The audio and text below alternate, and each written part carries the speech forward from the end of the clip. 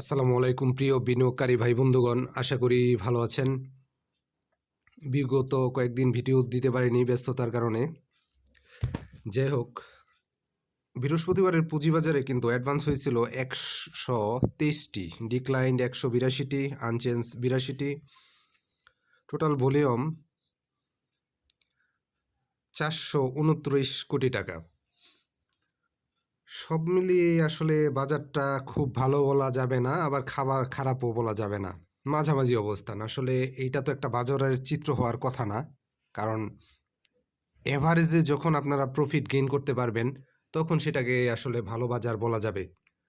আর বাজারে সবসময় কিছু স্টক আপ ট্রেন্ডে থাকবেই, সেটা যত ডাউন ট্রেন্ড মার্কেটে থাক কিছু স্টক আপ ট্রেন্ডে থাকবে, সেটা কেউ প্রফিট গেইন করতে পারুক বা না পারুক। তবে নির্বাচনকালীন বাজারটা যেভাবে হওয়ার কথা ছিল বা বিগত সময় যেভাবে হয়েছে, নির্বাচনের আবহে যে বাজারটা হয় সেটা কিন্তু আমরা এবার দেখতে পাচ্ছি না। আমি এর আগেও কিন্তু অনেকগুলো ভিডিওতে এটা বলেছিলাম যে মার্কেট আসলে এইভাবেই চলবে নির্বাচন পর্যন্ত এবং সরকার গঠন পর্যন্ত।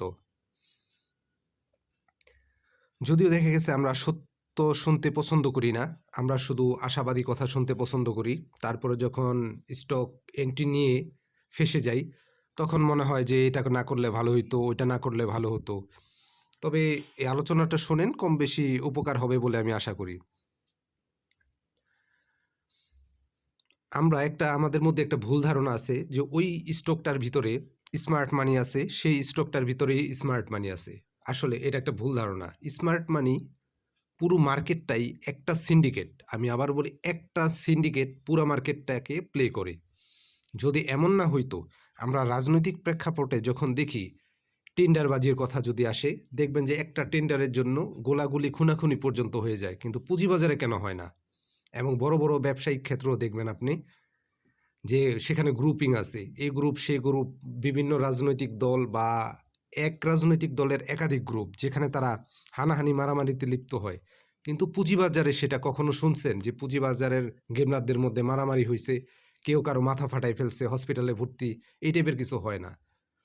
তার মানে এরা মিলিতভাবে একসাথে পুঁজিবাজার প্লে করে, সবাই মিলিতভাবে একসাথে গেমলাররা পুঁজিবাজার প্লে করে, যার জন্য এদের ভিতরে কোনো মারামারি হয় না। একটা স্টক একজনে নামিয়ে ফেলছে আরেকজনে তুলে ফেলতেছে, এরকম কখনো হয় না। যেটা হয়, যদি ডাউন ট্রেন্ডে নেয় সবাই মিলিতভাবেই নেয়, আর যখন আপ ট্রেন্ডে নিবে সবাই মিলেই নিবে, এবং টোটাল পুঁজিবাজারটা কন্ট্রোল করে হচ্ছে একটা সিন্ডিকেট। কিন্তু সেখানে অনেক সদস্য, অনেক, এমন হইতে পারে যে কয়েক শত মেম্বার আছে এখানে, বড় মাপের, কিন্তু সিন্ডিকেট একটাই। আমরা যেটা বলি এটা স্মার্ট মানি আছে, বিষয়টা এরকম না। স্মার্ট মানি সব শেয়ারেই আছে, কিন্তু যখন প্লে করবে সেটা বোঝা যায়। যখন একটা স্টক প্লে করবে, স্মার্ট মানি এটাকে আপট্রেন্ডে নিয়ে যাবে, সেটা দেখলে বোঝা যায় যে এখন এটা প্লে হবে।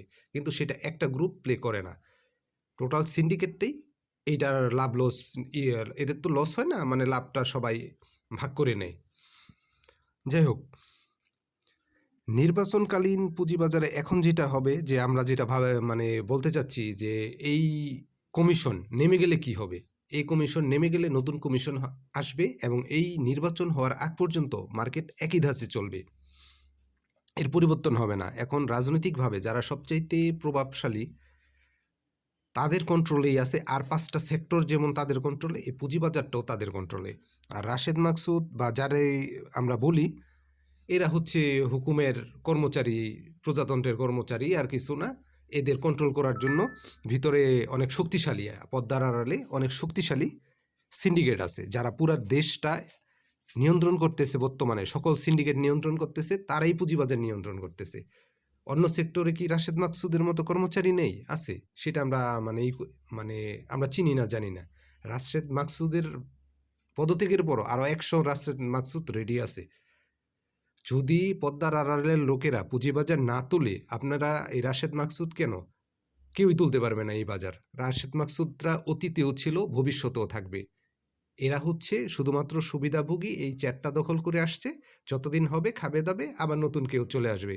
এতে আমরা মূল যে সিন্ডিকেট তাদের নিয়ে আমরা আসলে কথা বলিও না, জানিও না।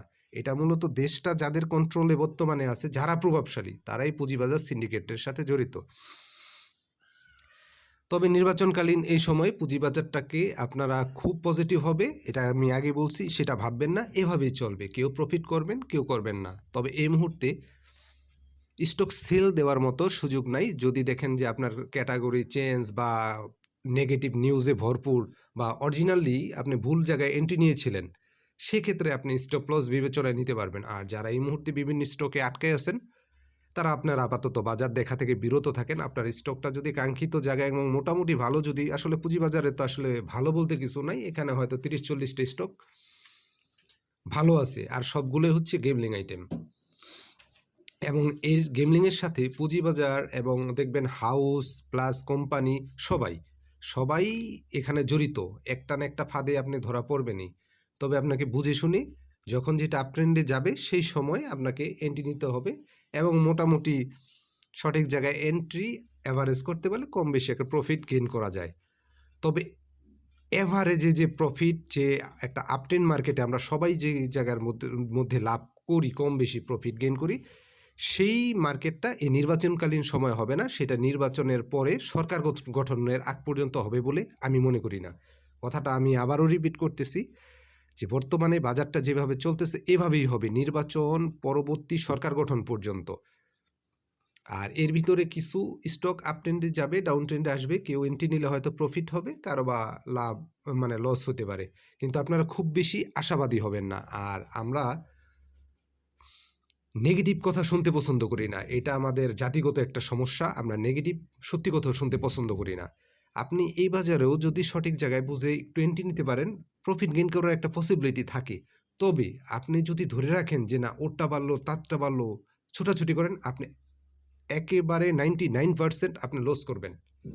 অ্যাভারেজ কোনো মার্কেট না যে অ্যাভারেজ সব উঠতেছে আমারটা উঠতেছে না, ওইরকম কিছু না। যে এটা উঠতেছে তাতে অনেক মানুষ অলরেডি ওই ছাড়ার সুযোগ পাচ্ছে না। নতুন করে যারা এন্ট্রি নিচ্ছে তারা কম বেশি একটা প্রফিট গেইন করার পসিবিলিটি তৈরি হচ্ছে। তবে নির্বাচনকালীন বাজার এরকমই যাবে, বিগত 1-2 মাস আমরা যা দেখছি এরকমই হবে। কিছু কিছু শেয়ার আপ ট্রেন্ডে যাবে, আবার কিছু মানে ডাউন ট্রেন্ডে থাকবে। আর যেই পজিশনে চলে আসছে এর ভিতরেই ঘোরাঘুরি করবে। তবে এই মুহূর্তে সেল দেওয়া যাবে না, সতর্কতা অবলম্বন করেই ভালো হবে।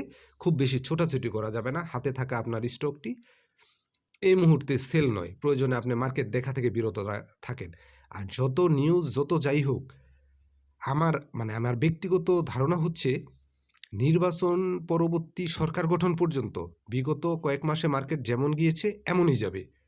দুই একটা আপ ট্রেন্ড সবসময়, অনেক ডাউন ট্রেন্ড মার্কেটেও 10-20-50টা শেয়ার আপ ট্রেন্ডে থাকে, তার মধ্যে দুই একটা আবার হোল্ডও করে। আর স্মার্ট মানি এই মুহূর্তে মার্কেট খুব বেশি প্লে করবে না। আর যদি সামনে যে গভর্নমেন্ট আসবে, তখন যদি মার্কেটটা প্লে হয়, তখন আগামী সরকারের জন্য এটা পজিটিভ, এবং তারা পজিটিভ হিসেবে বলবে যে পুঁজিবাজারে সরকার পরিবর্তনের সাথে সাথে পুঁজিবাজারে একটা অর্থনৈতিক একটা পরিবর্তন আসা শুরু করছে। আবার আমি বলি যে রাজনৈতিক দল সরকার গঠন করবে, তারা পুঁজিবাজারকে সামনের দিকে নিয়ে এটা নিজেদের ক্রেডিট হিসেবে এবং অর্থনৈতিক অগ্রগতি হিসেবে দেখাবে। তো সেই ক্ষেত্রে এখন পুঁজিবাজারে খুব বেশি আপট্রেন্ড হবে না। হাতে থাকা সব কিছু নিয়ে একেবারে এন্ট্রি নিয়ে বসে থাকা যাবে না। আর যদি বসে থাকেন তবে ধৈর্য ধরে বসে থাকতে হবে নির্বাচন এবং নির্বাচন পরবর্তী সরকার গঠন পর্যন্ত। বিগত 2-3 মাসে স্টক মার্কেট যেমন গিয়েছে, আগামী 2 মাসও স্টক মার্কেট এমনই যাবে। এর মধ্যে আপনি কিছু যদি বুঝে শুনে ধরতে পারেন, অ্যাভারেজ করতে পারেন, তবে কম বেশি একটা প্রফিট গেইন হবে। যেখানে আপনার যদি 70-80% শেয়ার হোল্ডার প্রফিটে না থাকে, সেটাকে তো আপনি বাজার বলতে পারবেন না। আপনার 30% মানুষের প্রফিট গেইন তো আর বাজারের অংশ, মানে বাজারের সাকসেস বলা যাবে না।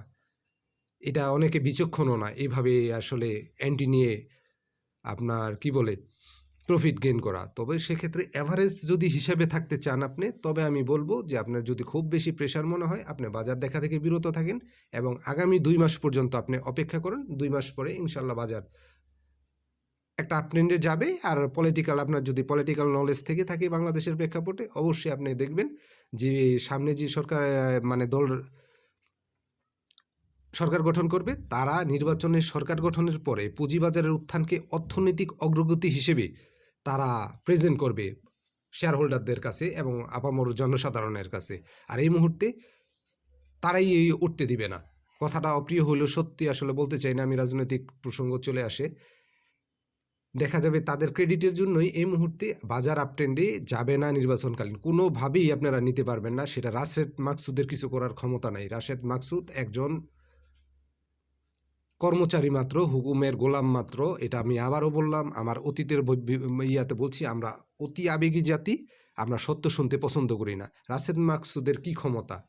কোনো ক্ষমতা না। পদ্মার আড়ালে এর চাইতে অনেক ক্ষমতাধর রাঘব বোয়াল রয়ে গেছে, যারা পুঁজিবাজার না সমগ্র দেশই নিয়ন্ত্রণ করতেছে। ধন্যবাদ, ভালো থাকেন, নিজের পুঁজিকে নিরাপদ রাখেন।